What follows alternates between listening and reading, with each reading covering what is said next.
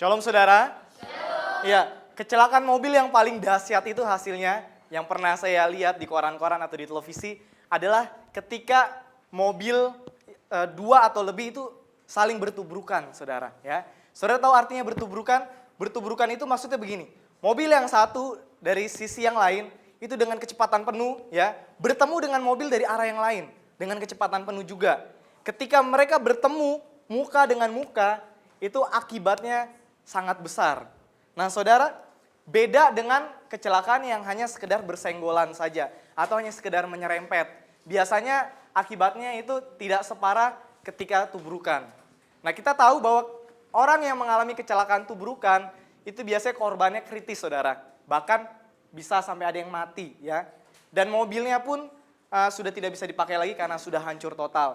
Kita tahu berita terakhir salah satu anaknya artis mengalami kecelakaan dengan jenis tubrukan ya. Jadi akibatnya fatal, banyak korban jiwa. Nah, Bapak Saudara yang terkasih, pengertian dampak dalam bahasa Inggris adalah impact ya. Dampak artinya impact. Tapi lucunya atau menariknya ketika saya melihat Kamus Besar Bahasa Indonesia, dampak itu diartikan sebagai tubrukan. Saya sempat berpikir kenapa tubrukan ya? Apa kaitannya gitu ya dengan dampak? Ternyata itu tadi, ketika kita berdampak, pasti akibatnya itu sangat besar dalam kehidupan orang lain. Dan arti yang kedua, dampak itu adalah pengaruh yang kuat. Nah sedangkan kata pengaruh dalam bahasa Inggris adalah influence. Kita tahu ada salah satu penyakit yang penyebarannya sangat cepat, itu adalah influenza. Saudara tahu? Ya, kita sering mengalaminya ya, di saat tubuh kita capek atau di saat cuaca sedang tidak baik, biasanya kita akan terserang flu. Saudara tahu pada abad ke-20, influenza adalah salah satu penyakit yang mematikan. Bahkan memakan jiwa itu puluhan juta jiwa di dunia pada waktu itu di abad ke-20.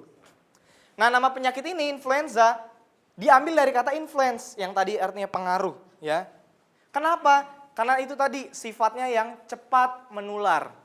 Nah berarti saya dapat ambil kesimpulan begini. Kalau kita ingin berdampak, ya, maka perbuatan atau kebiasaan yang kita lakukan itu harus bisa menular bagi kehidupan orang lain yang ada di sekitar kita. Sekarang pertanyaannya yang mau kita tularkan ini yang baik atau yang salah? Yang sesuai dengan kehendak Tuhan atau malah yang melanggar nilai-nilai firman Tuhan? Nah saudara kita bisa lihat di Mazmur 1 ayat 1.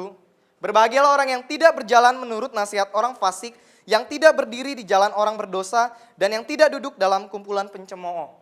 Nah, dari ayat 1 saya dapat poin begini. Agar kita dapat berdampak dalam komunitas kita, dimanapun kita berada, dimanapun kita tinggal, kita sekolah, kuliah, dan lain sebagainya. Yang pertama adalah, jangan tinggalkan komunitas, tapi tinggalkanlah kebiasaan yang salah. Ya, amin. Cepat ya, luar biasa.